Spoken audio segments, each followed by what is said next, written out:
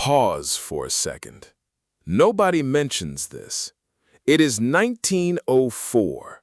You are Admiral Rozhestvensky. You command the Russian Baltic Fleet. Your empire is at war with Japan. Things are going horribly wrong. Your Pacific Fleet is trapped. So the Tsar gives you an order. It is an impossible order. You must sail your massive coal-guzzling fleet 18,000 miles completely around the world to save the day. You are about to embark on the voyage of the damned. It will be the most disastrous, chaotic, and embarrassing naval voyage in human history. Here is exactly how history went down, completely unsketched. First, you have a major problem. Your ships are brand new, but they are terribly designed. They are dangerously top-heavy. Your crews are completely untrained.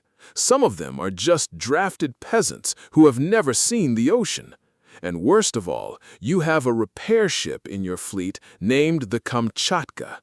The Kamchatka is supposed to fix things. Instead, it is a floating curse. It will haunt your every waking moment. You leave port. Immediately, rumors spread. The crew believes heavily armed Japanese torpedo boats are hiding everywhere, in the Baltic Sea, in Denmark. They are terrified. Then comes the Dogger Bank incident. You are in the North Sea. It is completely foggy. Suddenly, you spot unknown ships. Panic erupts. You order the fleet to open fire. Cannons roar. Shells explode. You fire relentlessly into the mist. But you are not fighting the Japanese. You are fighting unarmed British fishing trawlers. You sink a fishing boat. You kill innocent fishermen. In the sheer, blinding chaos, your ships also turn their massive guns on your own navy. The British are furious. They almost declare war on you. You apologize and keep sailing. You reach the coast of Africa. The heat is absolutely brutal. Your massive iron ships become floating ovens. You need coal. You need a staggering amount of coal. The decks are stacked with it. Coal dust covers everything. It is in the food. It is in the water. The men are miserable. They are going insane. Whenever you stop at an African port, the sailors buy exotic pets to cope with the boredom. Your massive warships are suddenly transformed into floating zoos. There are venomous snakes slithering in the engine rooms. There are chameleons hanging from the artillery guns. One captain buys a massive crocodile and lets it roam the wooden decks. A sailor is bitten by a venomous snake. The ship is a complete circus. And then there is the Kamchatka. The Kamchatka constantly gets lost. One night, it falls behind. Suddenly, it radios the flagship. It is under heavy attack. It is fighting off 8 Japanese torpedo boats. You order the fleet to battle stations. The Kamchatka fires 300 heavy shells into the pitch-black ocean. The sun rises. There are no Japanese ships. The Kamchatka had actually attacked a Swedish merchant vessel, a German trawler, and a French schooner.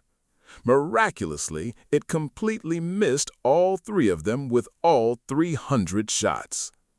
A few days later, the Kamchatka sends another frantic radio signal. "Do you see torpedo boats?" it asks. You reply, "No." The Kamchatka responds, "Neither do we. You are losing your mind." Another day, the Kamchatka signals that it is rapidly sinking. You prepare a massive rescue operation. Then it sends a correction. It is not sinking, it just wanted to know if you had any spare coal. You want to sink the Kamchatka yourself. Months pass. The journey is an absolute nightmare. The bottoms of your ships are thick with seaweed and barnacles. Your top speed is reduced to a crawl. Sickness spreads, mutinies brew. But somehow, against all odds, you make it. You sailed 18,000 miles. You reach the Tsushima Strait. The end of the journey is in sight. But the Japanese Navy is waiting for you. They are rested, their ships are clean, their crews are highly trained veterans. The Battle of Tsushima begins. It is not a battle, it is an absolute execution. Your top-heavy, slow, rust-covered ships are blown out of the water. The Japanese cross your T. They rain armor-piercing shells down on your disorganized fleet. Your flagship is hammered. You are severely wounded. A piece of shrapnel hits your skull. You are dragged off your burning ship and captured by the enemy. Most of your massive fleet is sunk. Thousands of your men die. The Kamchatka, true to form, is also blown to pieces and sinks to the bottom of the ocean. You sailed a fleet of drafted peasants and floating zoos halfway across the planet just to hand-deliver an entire navy directly to the bottom of the sea. You survived the snakes, the friendly fire, and the Kamchatka, only to lose everything in a single afternoon. History repeats itself. Your bad choices don't have to. History unsketched, badly drawn, well told. Subscribe if you want to join the lineup. It means a lot.